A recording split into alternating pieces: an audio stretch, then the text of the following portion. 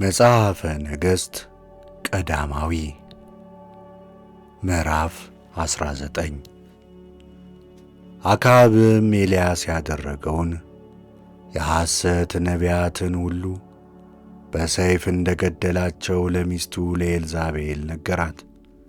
ኤልዛቤልም አንተ ኤልያስ ከሆንክ እኔም ኤልዛቤል ከሆንኩ ነገ በዚህ ጊዜ ሰውነትን ከነዚህ እንደ አንዱ ሰው ባላደርጋት አማልክት እንዲህ አድርጉብኝ እንዲህም ይግደሉኝ ብላ ወደ ኤልያስ ላከች። ኤልያስም ፈርቶ ተነሣ፣ ነፍሱንም ሊያድን ሄደ። በይሁዳም ወዳለው ወደ ቤርሳቤ መጥቶ ብላቴናውን በዚያ ተወ። እርሱም አንድ ቀን የሚያህል መንገድ በምድረ በዳ ሄደ። መጥቶም ከደዶ ዛፍ በታች ተቀመጠና ይበቃኛል፣ አሁንም አቤቱ እኔ ከአባቶቼ አልበልጥምና ነፍሴን ውሰድ ብሎ እንዲሞት ለመነ። በደዶም ዛፍ በታች ተኛ፣ እንቅልፍም አንቀላፋ። እነሆም መልአክ ዳሰሰውና ተነስተህ ብላ አለው። ከዚያ በኋላ ኤልያስ ተነስቶ እነሆ በራሱ አጠገብ የተጋገረ እንጎቻ በማሰሮም ውሃ አገኘ። በላም ጠጣም፣ ተመልሶም ተኛ። የእግዚአብሔር መልአክ ደግሞ ሁለተኛ ጊዜ መጥቶ ዳሰሰውና የምትሄድበት መንገድ ሩቅ ነውና ተነስተህ ብላ አለው። ተነስቶም በላ ጠጣም። በዚያም በበላው የምግብ ኃይል እስከ ኮሬብ ድረስ 40 ቀንና 40 ሌሊት ሄደ። እዚያም ወዳለ ዋሻ ገባ፣ በዚያም አደረ። እነሆም ኤልያስ ሆይ ምን አመጣህ የሚል የእግዚአብሔር ቃል ወደ እርሱ መጣ። ኤልያስም ሁሉን ለሚገዛ ለእግዚአብሔር እጅግ ቀንቻለሁ። የእስራኤል ልጆች ቃል ኪዳንህን ትተዋልና መሠዊያዎችህን አፍርሰዋልና ነቢያትህንም በሰይፍ ገድለዋልና እኔም ብቻዬን ቀርቻለሁ፣ ነፍሴንም ሊወስዷት ይሻሉ አለ። እርሱም አለ ነገ ውጣ፣ በተራራውም ላይ በእግዚአብሔር ፊት ቁም።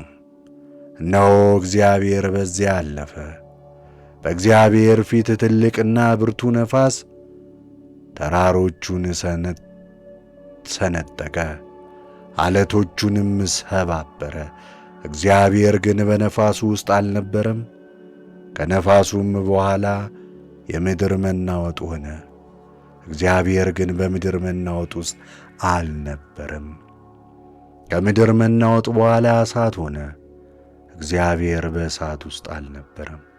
ከእሳቱም በኋላ እንደ ፉጨት ያለ ቀጭን ድምፅ ሆነ።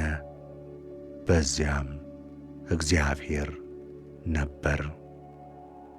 ኤልያስም ያንን በሰማ ጊዜ ፊቱን በመጎናጸፊያው ሸፈነ።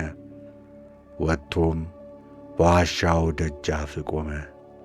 እነሆም ኤልያስ ሆይ ወደዚህ ለምን መጣህ የሚል ቃል ወደ እርሱ መጣ።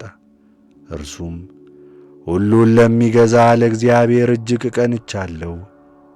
የእስራኤል ልጆች ቃል ኪዳንህን ትተዋልና መሠዊያዎችህንም አፍርሰዋልና ነቢያትህንም በሰይፍ ገድለዋልና እኔም ብቻዬን ቀርቻለሁ፣ ነፍሴንም ሊወስዷት ይሻሉ አለ።